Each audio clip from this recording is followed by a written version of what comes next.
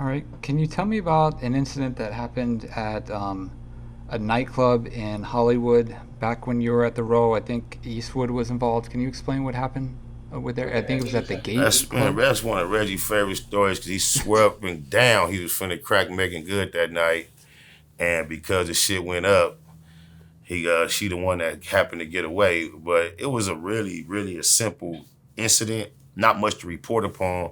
It was just big for us, like as a fraternity, a memorable moment. But it was something simple as I believe I was sitting down.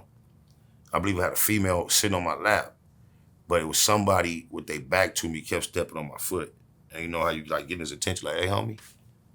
And that turned into her getting thrown off my lap and getting on old boy. And I really developed an admiration for Eastwood genius that night because the whole club went up. I don't know what the next incident was that turned into such a Royal Rumble, but it was just getting cracking. And when I looked up, I done beat this nigga all the way into the bathroom.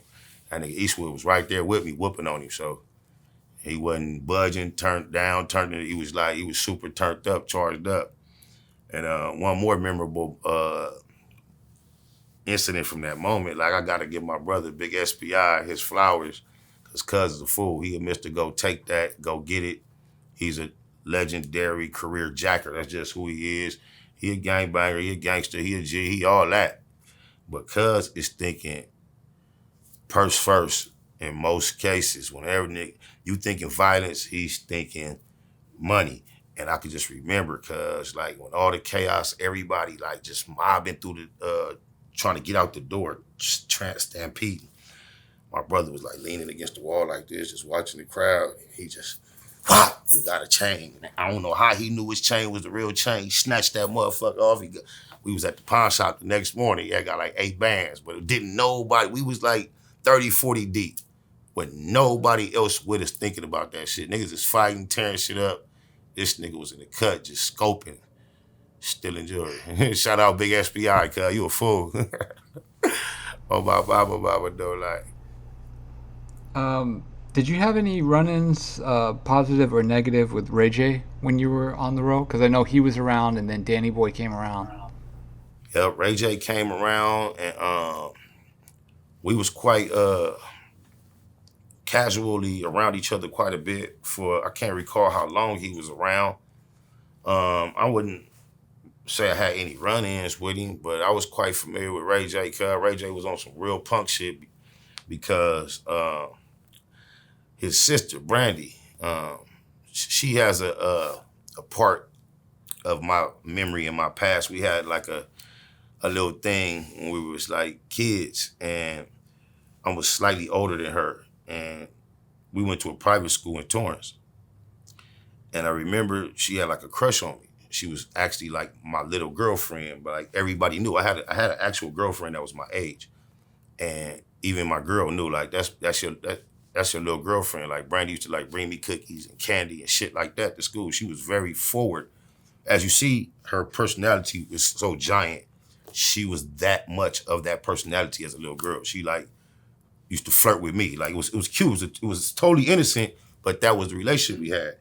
And to just let you know how long I knew the greatness dwelled within her. It was like I say, it was a private school, a religious school, and it was a very small school. And we used to have like worship meetings where people get up in front and sing. She used to get up there and sing a cappella, and you just knew it was something very, very different. Like she had a grown woman voice. Sometimes she was tiny, little bitty, scrawny, and she used to have this big old, real mature, seasoned voice. I was like, I knew something was. She didn't have a career that we knew of as students. She was just another kid in school. Everybody took turns to sing or play an instrument, and but when she sang, it would just blew me away. And then I can recall she used to ride to school with another family. Um, and all of a sudden, like mid school year, she just stopped coming. And I can remember asking the other girl, like, what happened to Brandy? And I remember they were saying, oh, she got like a deal singing commercials for Walt Disney. And then a few years later, when I became almost a young adult or almost a older teen, I remember the whole "I wanna be down," and when that shit hit, as sure as I was that was the same little girl, I wasn't sure. It's like, damn, it can't be. I got in touch with a few people that went to that school with us, and they were like kind of sure, but wasn't sure.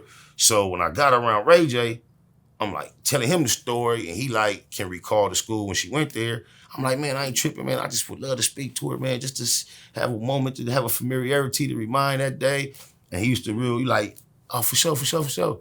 Bitch ass never let me get on the phone with her though. Oh my mama. And that's the only thing I could consider a run-in with Ray J. Oh, and one time, shout out Keita Rock, neighborhood to the neighborhood, free to low. We was having a gang of pills amongst our circle, ecstasy pills back in the day, boats by the thousands. I remember my brother I think he gave Ray J like a boat or two on front, on consignment, just because it's Ray J, you know he good for it. However, it took quite some time to cash my brother out. Phone calls wouldn't be answering the way it's supposed to. And I remember we was at Can-Am one night, and after like, just imagine, Spider probably called Ray J twice this week, maybe even earlier that day, no answer. And now we in Can-Am in the kitchen, and he didn't expect to see Spider.